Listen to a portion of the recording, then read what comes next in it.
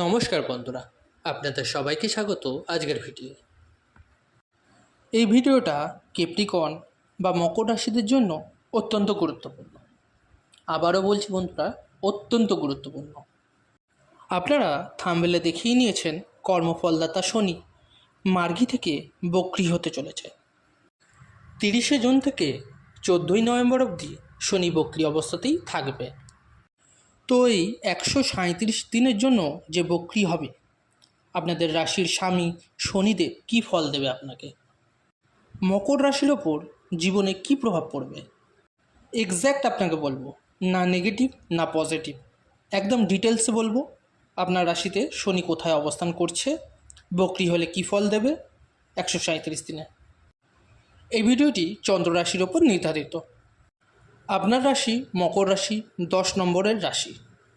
আর আপনার রাশি থেকে শনি সেকেন্ড হাউসে ট্রানজিট করছে। সব থেকে প্রথমে আপনাকে বলি, বক্রীটা আসলে কী জিনিস, যাতে আপনি ভালো মতো বুঝতে পারেন। গ্রহদের দুটো অবস্থা হয়, একটি মার্গী এবং একটি বক্রী। যখন গ্রহ মার্গী হয় তখন নিজের সঠিক গতি অনুসারে পরিক্রমা করে সৌরমণ্ডলে, মানে সূর্যের পরিক্রমা করে। আরেকটি হচ্ছে বক্রী, মানে যখন গ্রহ নিজের গতি অনুসারে পরিক্রমা করতে পারে না এবং স্লো হয়ে যায়, এবং এটা প্রতীত হয় যে গ্রহ উল্টো পরিক্রমা করছে। আর এর প্রভাবে আমাদের মানুষের জীবনে অনেক প্রভাব ফেলে। কারণ যখন মার্গী হয় গ্রহ, সে সঠিকভাবে গতি নিয়ে চলতে থাকে, তাই তার বলশালী শক্তির সঠিক প্রভাব মানুষের জীবনে পড়বে। কিন্তু যখন গ্রহ বক্রী হয়ে যাবে তখন সে স্লো হয়ে যাবে, শক্তি কমে যাবে।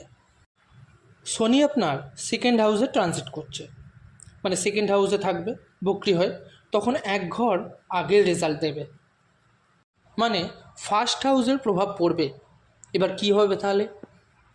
এখন আপনি আপনার একত্রিত করা ধনকে খরচা করতে চাইবেন না, মানে আপনি আপনার যা ব্যাংক ব্যালেন্স আছে তা ওরকমই থাক, এক্সপেন্স কম করে দেবেন। আরেকটা জিনিস হলো, আপনার খাওয়া দাওয়াতেও কন্ট্রোল আসবে। আপনি নানান ধরনের জিনিস খেতে চাইবেন না, খুব বেশি খিদে লাগাটা কমে যাবে। ফার্স্ট হাউসের রেজাল্ট যখন দেবে, আপনার মনে অনেক ধরনের চিন্তাভাবনা আসবে, বা ওভার থিঙ্কিং করবেন, নেগেটিভ ভাবনা আসবে।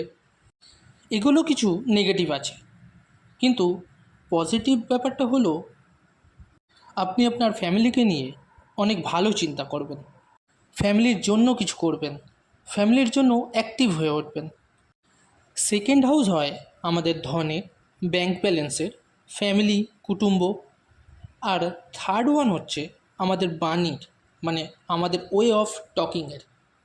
এখন এখানে বক্রী থাকা অবস্থায় আপনি লক্ষ্য করবেন যে মানুষটা অনেক তাড়াতাড়ি কথা বলতো, সেও এখন বেশ আস্তে আস্তে তাড়াতাড়ি কথা বলছে না, বেশ গুছিয়ে প্রেজেন্টেবল স্লোলি কথা বলবে, যেখানে বলার দরকার সেখানেই বলবে, মানে একটু ইন্ট্রোভার্ট টাইপ নেচার হয়ে যাবে।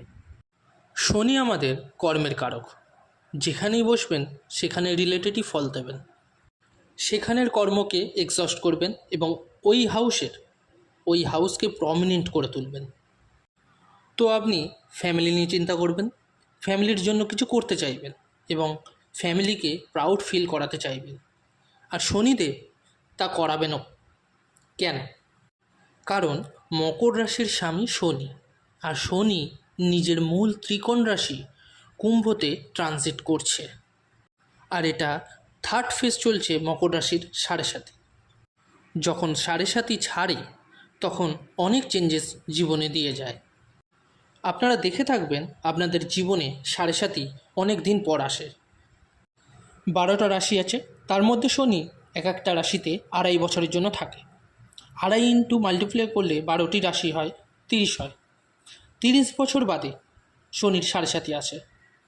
তো যখন আসে মানুষকে অনেক পিউরিফাই করে, মানুষের জীবনে অনেক কিছু দেখায়, শেখায়, বোঝায়, অনেক অভিজ্ঞতা অর্জন করায়। একটা কথা ভালো করে শুনুন, যে মানুষই 7.5 আপনার জীবনে আসে সে আপনার জীবনে সব থেকে বেশি শিখিয়ে যাবে, লেসন দিয়ে যাবে একটা। লোক ভাবে 7.5 প্রচণ্ড খারাপ হয়, খারাপ তো হয়ই। আপনার জন্মছকে শনির অবস্থানের ওপর যার জন্মছকে শনি নিচু, পাপী, খারাপ, তাকে সব থেকে বেশি ভোগাবে।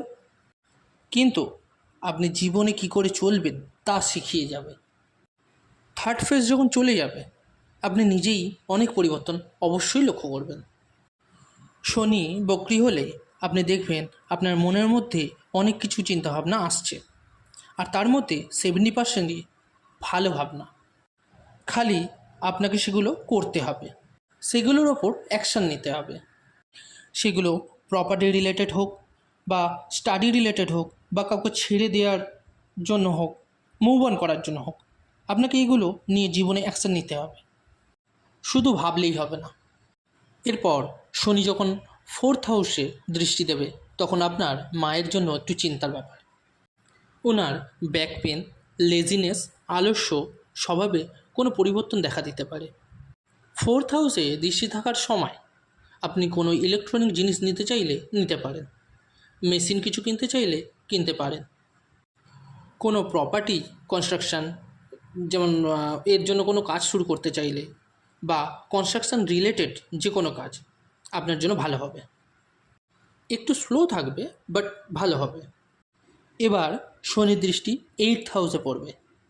8th হাউসে তন্ত্রমন্ত্র, ডিপ নলেজের হয়ে থাকে। এই টাইমে আপনার ডিপ নলেজ বেড়ে যাবে, আপনি রিসার্চ করতে পারবেন, তা আপনার জন্য বেটার ফলও দেবে।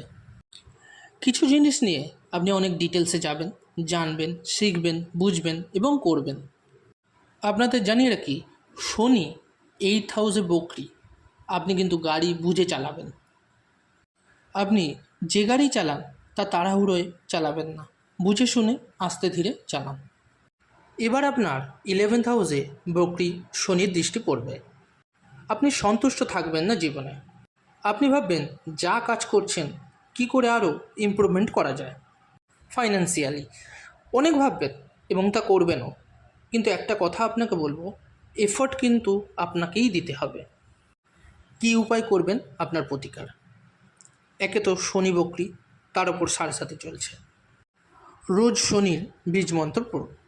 ওম প্রাং প্রিং প্রং স শনিশ্চরায় নমঃ 108 বার পড়ুন সূর্যাস্তের পর। রোজ হনুমান চল্লিশা পাঠ করুন, খুব ভালো হবে আপনার জন্য। সকালে ওম নমঃ শিবায় জপ করুন, আর সূর্যোদয়ের সময় থেকে সূর্য জল দান করুন। অনেকের এটা বুঝতে অসুবিধা হয়, তাই আবার বলছি, সূর্যোদয়ের সময় সূর্যকে জল অর্পণ করবেন।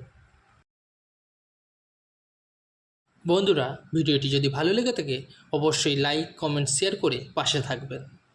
আর যারা নতুন শুনছেন তাদের জন্য অবশ্যই বলবো, সাবস্ক্রাইব অবশ্যই করবেন চ্যানেলটিকে এবং পাশে থাকবেন।